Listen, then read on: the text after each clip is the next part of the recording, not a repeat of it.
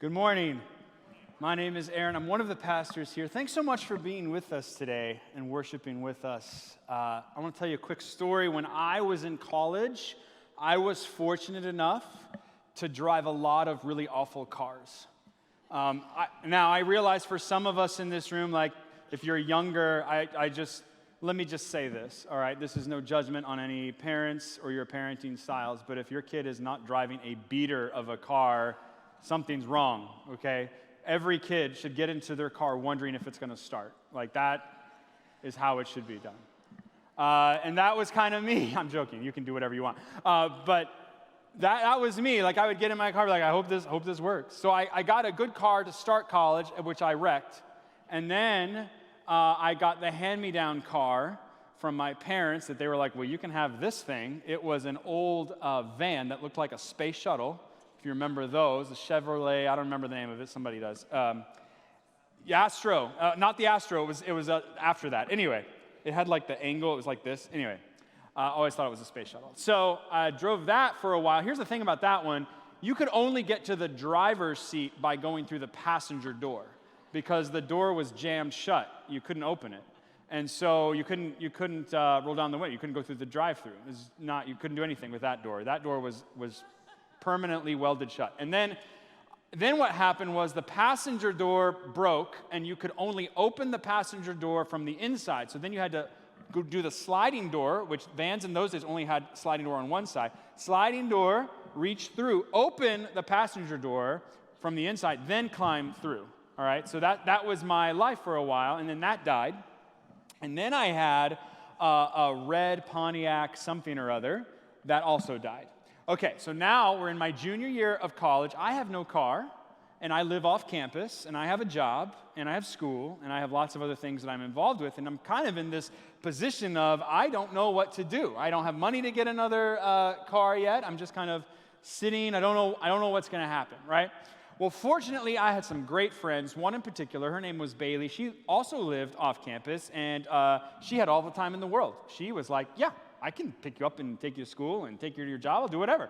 Personal taxi service. Thank you so much, Bailey, wherever you are. Thank you so much. To this day, very grateful for her and her kindness to literally just drive me wherever I wanted to go for like a month. That's what she did. And I was very grateful for that. She had a PT Cruiser. Now, for those of you that don't know what a PT Cruiser is, it was a 1930s gangster car that time traveled to the year 2002, and then people bought it, and they thought they were gangsters. True story. And so that's what she drove around in, and this is at Liberty University, it's in the mountains of Virginia, and so one time she's driving me, this is very early in our driving relationship there, where she would be driving me around. It was at night, and we were on this very curvy road on the side of a mountain. You learn a lot about people when you're sitting in the passenger side of their car. You learn what kind of music they like, and you learn what traffic laws they like to break. And so I was sitting in the passenger side of this car at night on this very windy, curvy, mountainous road, and I am doing what every mom of a high school son does when they start driving. I'm like grabbing, you know the handlebar that's above the door that you don't know why it's there? It makes no sense why it's there. I'm grabbing that. I'm digging my feet into like the floorboard. I'm like grabbing whatever I can find, right? The armrests and things, because I'm so tense because of how she's driving on this back road, on these curves, in the mountain at night. And she must have noticed, because she glanced over at me with this look of consternation. And I'm like, please look at the road. But she's looking at me. And I will never forget this. It's ingrained into my core memory. She says, do you believe that I am in control of this car? That is exactly how she said it. And I am thinking, no. But I can't say that because I want to live, right? And I don't want to walk anywhere. So she says, do you believe that I am in control of this car? And I say, yeah, I think so. She goes, no. I didn't ask if you thought so. Do you believe that I am in control of this car? And I'm like, yeah, I believe you are in control of this car. Like I had to say those words. She goes, then just relax and calm down. And that really struck me. And you know what I did? I still grabbed onto things, but I was more relaxed. And I calmed down. Because something triggered in me that made me realize, there is nothing I can do. Literally nothing. I'm at the mercy of however she drives. And it really wasn't a question of, do you believe I am in control of this car? The question behind that question is, do you trust me? And when I considered who she was and the type of person that she was, I had to say, you know what? Yeah, I do trust you. Because her driving record at that point was better than mine. I had already been in a wreck, right? So yeah, I trust you. But that's always stuck with me. That question, do you believe that I am in control of this car? I think we have all found ourselves at moments in our life, maybe even you this week, or you have experienced this at some point in your life. We all have, or we know that we will at some point again, that things will suddenly spiral out of control without warning. We will feel we are in a position where we cannot control what is happening around us, and we will literally start grasping and grabbing at anything that we think can bring us back into a place where we feel as if we are in control of something. It's like being on a roller coaster. I think this is the weirdest thing in the world. I'm sure there's a reason. If you know, please tell me. But when you ride a roller coaster and they pull that shoulder harness down over you, and then there's these two tiny metal brackets for your hands, it's like, that's not doing anything, right? That's not keeping you safe. But it's there because we feel like we need that kind of control when we're riding something that is spiraling out of chaos. That is just natural for us. We've all felt that way. Whether it's we go into work and maybe somebody has quit and now our workload has just doubled and we get to do it for the same amount of pay. That's always exciting, right? Maybe we've applied for a job and we are just so sure it's going to go our way, or we've applied for a college, our students that are graduating, and they got it all lined up, they got it all figured out, their plan of what's going to happen. Maybe it's in a relationship where you think it's so sure and things are going smooth, whether it's a parent or a child or coworker, whatever. And then something happens and it spirals in an instant out of control. We find ourselves grasping and grabbing for whatever we can. We've all experienced this collectively in our world over the last 2 years. We've learned how fragile our world is, that a pandemic can offset everything that we thought was so sure is no longer so sure anymore. We've seen it in our economy. We feel that weight almost daily, many of us, that pressure of wondering how we are going to be able to afford what's in front of us, knowing that there's so much happening in our world. We know that our world is on the brink of war at any day. Something could happen and offset it, and we'd be spiraled into chaos. We've all witnessed it over the last 2 weeks as we turn on the news and we see in front of us something that should be so safe, be so rattled with violence. Mental health issues, oppression, we've seen it all. We had parents this week texting my wife and I, hey, I'm fearful that I should even send my kids to school this week. Some of you felt that pressure this week too. Chaos erupts in a moment. Things that we should be so sure of, we see can so easily be unsettled. Is it safe to go to a school? Is it safe to go to a grocery store? Is it safe to just live normal life? The pressure that we all endure, that we all feel inside of us, the weight. You might have brought that in with you today. That's okay. This is the place for it. And when I think about all of that, that question rings in my ear. Do you believe that I am in control? And I wrestle with that question when chaos is so close. The great thing is that Jesus has an answer for it. And while we think we may be so far removed from the people in his time, they were right there with us. Matthew records for us an opportunity where Jesus was speaking to people, just like you and me, the Jewish people of the day. This was a people that were under oppression by a pagan Roman government that was ruling over them. They were subjected to them, to whatever whim they decided at that moment. They were overtaxed, not represented. They were literally on the brink of an insurrection at any moment because there were zealots in their midst that were constantly trying to figure out how they could go up against a Roman government and fight for their freedom. The Roman oppression, they could pretty much do whatever they wanted. They had friends and fellow brothers that were tax collectors and basically rob them. So they were always in fear of being bankrupt at any moment. This was the people that Jesus came in to speak to. And even the religious leaders of those people, they were finding their own way of expressing their power by shaming those that they felt could not live up to the standard that they themselves created. So it's in this context that Jesus is speaking to a group of people who every day are feeling the weight that chaos could erupt at any moment, that things that should be sure and certain and promised were not so sure as they thought. So Jesus sits them down and starts teaching them. We often refer to it as the Sermon on the Mount. He teaches them that God's kingdom is not of this world, that if we really want happiness, we need to find our hope and our dreams and our place in His kingdom. He starts teaching them about how to love their enemies. He teaches them about forgiveness. He teaches them that the righteousness that the religious leaders were telling them was the form of righteousness that was the only form, was not actually it, that God's standard was very different, that God was looking at their hearts. And He was looking to find out if they truly loved one another.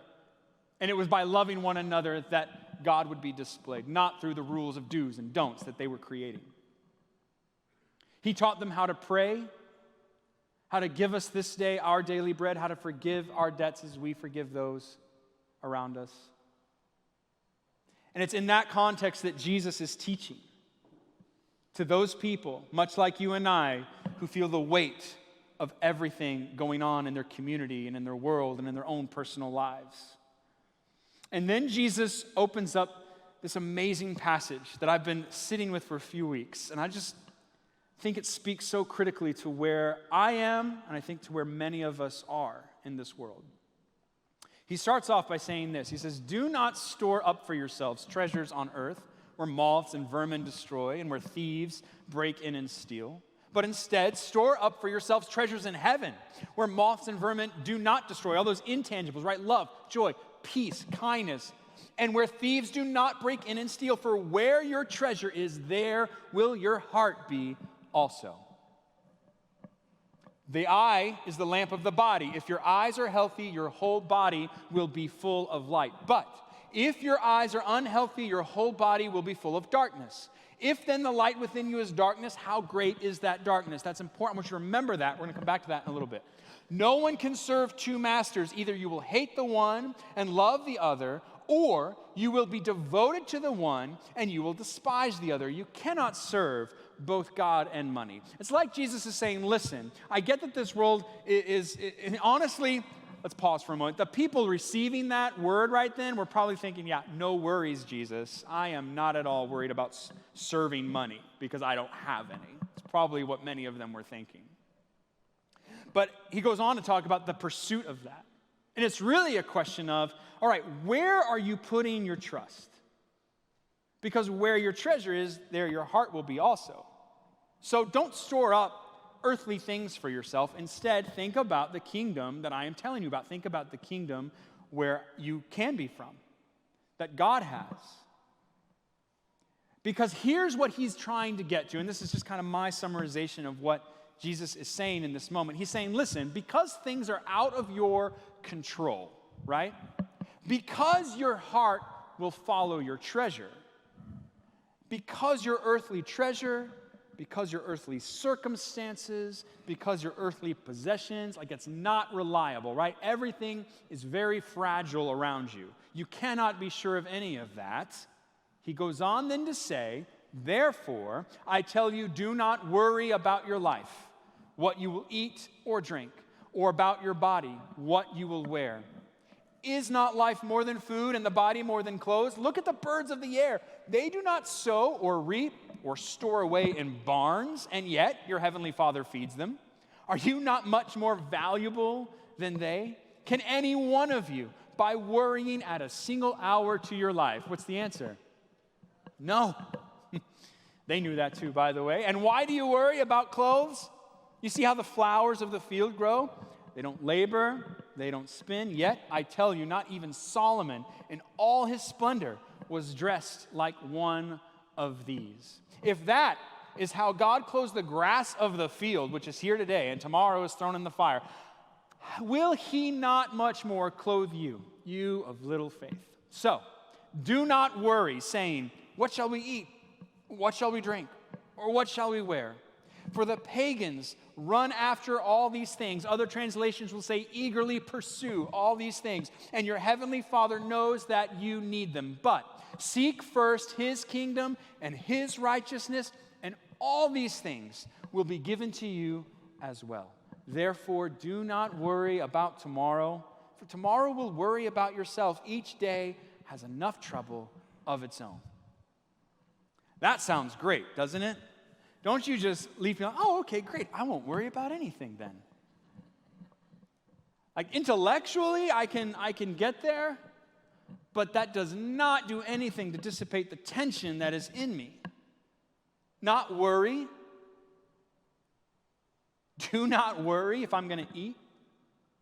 Don't worry how I'm going to afford things this week. Don't worry about my kids going to school and wondering if it's safe. Don't worry. Don't worry about my community erupting into chaos, my world on the brink of disaster. Don't worry. This morning, even as I was looking over my notes again, I listened to the birds outside. They were literally chirping outside the window. And that verse came back. It was like, hey, they're not worried right now. And I thought, man, what is that like? Have you ever thought what it's like not to worry at all about anything? I would love to know what that's like, right? But they don't worry. And Jesus tells us not to worry either. And that's hard for me because I live in a world that is literally on the brink of chaos every single day, whether I realize it or feel it or not. And this past week and the week before, I think we've all kind of felt that. And maybe that's been you for years. You've felt that. You know, there are people that feel that more than others. There are people that feel oppression and shame more than others. People that feel racism and aggression more than others. People that feel violence and abuse more than others. And they walk with that. And Jesus says, don't worry. It seems counterintuitive. I imagine people listening to him in the crowd that day say, don't worry. What do you mean? There are zealots that could erupt this place at any second. There's a Roman oppression at any moment. Even our religious leaders who are supposed to be pointing us to God are shaming us and telling us we're not good enough. Don't worry. Here's what I have discovered, and I'm still learning as I get older, that there is a really fine line between wisdom and worry. Like, I can be wise. I can be wise with what God has given me. I can be wise in the world and make decisions that I think are safe for me and my family. I can be wise in my interactions with other people. But there is a line that happens between wisdom and worry. At the moment that worry overtakes me, I am no longer walking in wisdom. There's a line between that, and I think Jesus will give us an opportunity to address that in just a moment. The next thing that Matthew records for us is also interesting, and I usually see these things as different. He goes from don't worry to don't judge. And I've usually heard these things separated from each other. Usually we might have a message on don't worry, and then a few weeks later we might have a message on don't judge. Very rarely do we intersect these ideas, but Matthew records them that Jesus says these things right next to each other. So let's take a look. Jesus said this, don't judge, or you too will be judged. For in the same way you judge others, you will be judged, and with the measure you use, it will be measured to you. And I've always struggled with this. Why is it that these two ideas are connected right next to each other? Why is it that he says, don't worry, and then immediately says, don't judge? I've been thinking about this. You know how you can tell when someone's worried? I was an actor, and so we have and you've seen this, right? When people are worried, what do they typically do? We associate what movements with action, typically pacing or darting eyes, right? Like they're worried. When I'm worried, you know what I do? I start looking around. When I worry, I start comparing myself to other people. Have you ever done that? When we worry, we actually are comparing ourselves to others. We start wondering things like, man, what did they do that I didn't do? If I could do what they did, I wouldn't be in this position. I wouldn't be so worried about my finances if I had done what they did. Or, man, I don't know why they got that promotion. I should have that promotion. I deserved it. I worked just as hard or harder than they did. Now I'm worried that I'm not living up to my own expectation or my boss's expectation. I'm worried. I'm worried that my kid's not good enough or smart enough. I start comparing my kid to other people's kids and wondering, what are they doing that I'm not doing? I'm worried. When I worry, I start comparing myself to other people, wondering if I'm good enough, am I smart enough, do I have enough, am I enough? I start saying they don't deserve that, they didn't earn that, that's not fair. Worry and judgment actually go together because we become so focused on other people that we start seeing things in our own life that we try to control. And if we could just figure out what they're doing, then we could do it too, and then we wouldn't be worried. Have you ever noticed that? Have you ever felt like other people don't have worries that you do, and you're wondering, what are they doing that I don't have that worry in my life? See, when we compare ourselves to others, we judge what we see. And here's the other thing that we do. We start placing value on what we see. We start thinking that maybe what they're doing is what we should be doing. And if we could just unlock that, if we could just figure that out, everything would be a lot better for us. I think that's why Jesus told us earlier that the eye of the lamp is the lamp of the body, and if your eyes are healthy, your whole body will be full of light. But what else did he say? If your eyes are unhealthy, your whole body will be full of darkness. If then the light within you is darkness, how great is that darkness? When you're looking around, comparing yourself to other people, when you're looking around, you're worried, all of that darkness is coming in you, and that light that should be inside of you is no longer there. We can look and think about what we should have, what we want, what we don't have, what's escaping our grip. And we're looking at those things rather than walking in the light that he is giving us. And as I think about all of this, that question comes back to my mind that Bailey asked me in her car all those years ago, do you believe that I am in control? And it's like Jesus is sitting next to us in our world today, and he's asking, do you believe that I am in control? And he's really asking, do you trust me? And do we? Intellectually, I do. Intellectually, I know that God has a plan and a story that he is writing for me. Intellectually, I believe that he does things that I can't know about or see in full until one day later when he reveals it to me, that his plan is working together for me. Like it's all coming together in his great way. But in the moment I worry, in the moment I judge, in the moment I'm comparing myself to other people. And he's saying, hey, do you believe that I am in control? Do you trust me? So what's the antidote? Like, what is the way we break that? How do we get out of that in this world where every day we could wake up into chaos? I think that's why Jesus taught us, by the way, to give us this day our daily bread, that each day will have enough of its own. How do we live that out every single day? How do I wake up and not worry? Jesus gives us an antidote, a prescription. And I love this. This is what he says in the same passage. Ask and it will be given to you. Seek and you will find. It's not a maybe. It's not a perhaps. It's not a one day. It's a will. And I love that. Knock and the door will be opened to you. For everyone who asks receives. The one who seeks finds. And to the one who knocks, the door will be opened. It's very clear. He's just telling us, ask. When's the last time we asked God to take away our worry? When's the last time we asked God what he thinks about us? When we feel that creeping in, what does God say about it? God, will you give me the wisdom? Will you give me what you want for my life? Ask. I seek you first, God. Teach me what you want me to do. Just ask him, because he will give it to us. He's not withholding that from us. He wants us to walk it with him, right? So just ask. He doesn't stop there. He goes on to say, which of you, if your son asks for bread, will give him a stone? None of us would do that, right? And he goes on to say, if he asked for a fish, would you give him a snake? No. I hate snakes, by the way. If you then, though you are evil, and I love that he says that, and I always read that with sarcasm in Jesus' voice because of who he's talking to, because they're right next to religious leaders who are listening to the same thing. And those religious leaders look at them and say, oh, these are evil people. They can't live up to the standard. So it's almost like Jesus is like, if you guys, who are evil, by the way, like they're saying, right? If you're evil and you know how to give good gifts to your children, how much more will your Father in heaven give good gifts to those who ask him? Do we trust him to give us what we need?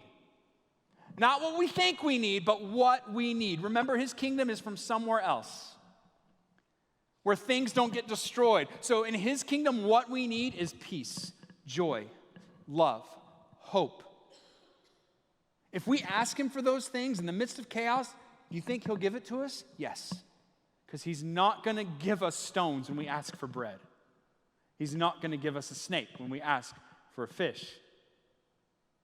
He is a good God who loves us, and he will give us what we need when we need it if we seek him first. All the other stuff will take care of itself. He promises that.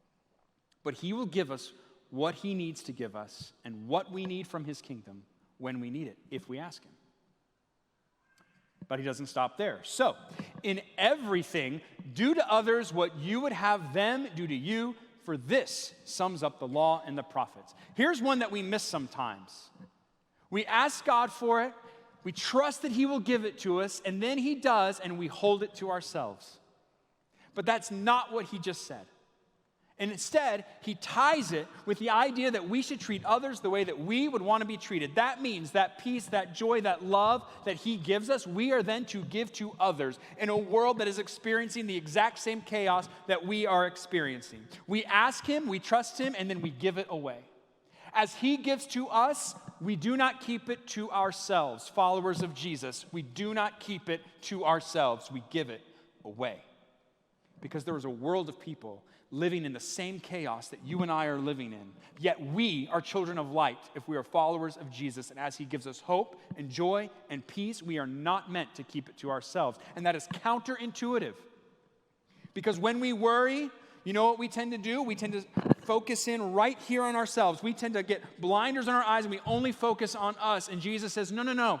When you worry, you ask me, I will give you what you need. And then you share that with people who don't know to ask me. Because that's what we're here for. That's how the world knows about Jesus. And when things go crazy, we can say, you know what, I don't have all the answers. I'm not going to immediately post to Facebook my opinions and what I think I would do in every single situation. But here's what I do know. I trust Jesus. I trust him. I'm going to do that first before anything else. I'm going to give that light to those around me who need it. Because there are people hurting around me, and I'm going to talk to them first, one-on-one, in groups, in conversation. Jesus wraps up that whole message with this, and maybe you've heard it before. He says, therefore, everyone who hears these words of mine and puts them into practice is like a wise man who built his house on the rock.